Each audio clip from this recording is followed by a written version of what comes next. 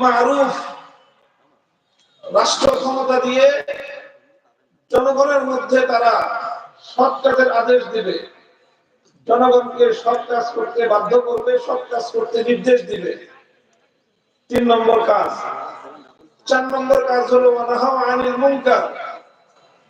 রাষ্ট্র ক্ষমতা পেয়ে মুসলিম রাষ্ট্রের দায়িত্বশীল বর্গ 4 নম্বর কাজ হবে তাদের অন্যায় কাজে, শরীয়ত বর্হিত কাজে মানুষকে তারা শক্তি প্রয়োগ করে বাধা দিবে, তাদেরকে বারণ করবে, নিষেধ করবে। এই হলো 4টা কাজ। বিশেষ করে প্রথম যে 2টি কাজ, নামাজ কায়েম করা, যাকাত ব্যবস্থা বাস্তবায়ন করা, এটা হলো ইসলামী রাষ্ট্রের সবচেয়ে প্রথম এবং বুনিয়াদী জিম্মাদারি। মুসলমানরা ক্ষমতা পেলে তারা নামাজ কায়েম করবে এবং যাকাত ব্যবস্থা প্রতিষ্ঠা করবে।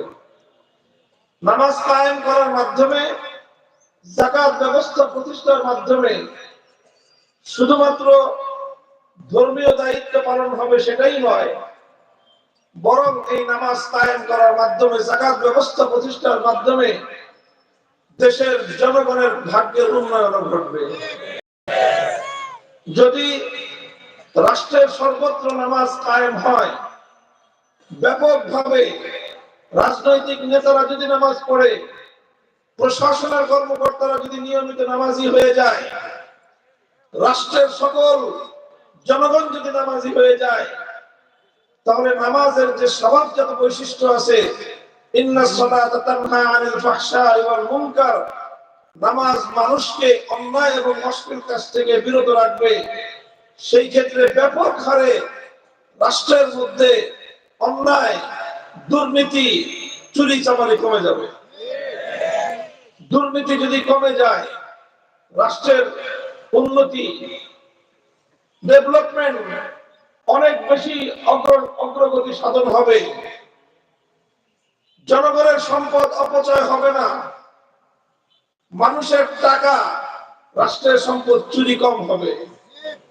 বিদেশে বেগম পাড়া গড়ে উঠবে না দেশের সম্পদ দিয়ে, বরং দেশের সম্পদ, জনগণের সম্পদ অধিকাংশ ক্ষেত্রে জনগণের কল্যাণেই ব্যয় হবে।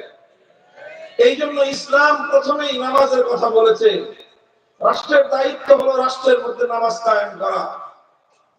আমরা জানি খলিফাতুল মুসলিমিন ওমর ফারুকের নাম শুনেছি আমরা, রাদিয়াল্লাহু আনহু। তিনি অর্ধ জাহানের খলিফা ছিলেন, পৃথিবীর ইতিহাসের অন্যতম সফল রাষ্ট্রনায়ক। শুধু মুসলমানদের মধ্যে নয়, সব ধর্মাবলম্বীরা খলিফা ওমর একজন সফল রাষ্ট্রনায়ক ছিলেন মর্মে স্বীকার করে। আধা জাহান তিনি শাসন করেছেন। তার সফলতার মূল রহস্য কি ছিল? খলিফা ওমরের একটা রাষ্ট্রীয় ফরমান থেকে সেটা বুঝে আসে। খলিফা ওমর ফারুক রাদিয়াল্লাহু আনহু তিনি তার শাসনকালে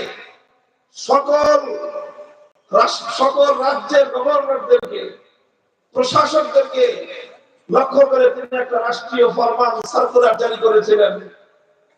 সেখানে তিনি লিখেছেন, ইন্না আহাম্মা উমুরিকুম ইনদি আস-সালাত ফামান হাফিজাহা ফাহুয়া লিমা সিওয়াহা আহফাজ ওয়া মান দাইয়াহা ফাহুয়া লিমা সিওয়াহা আযইউ। হে মুসলিম রাষ্ট্রের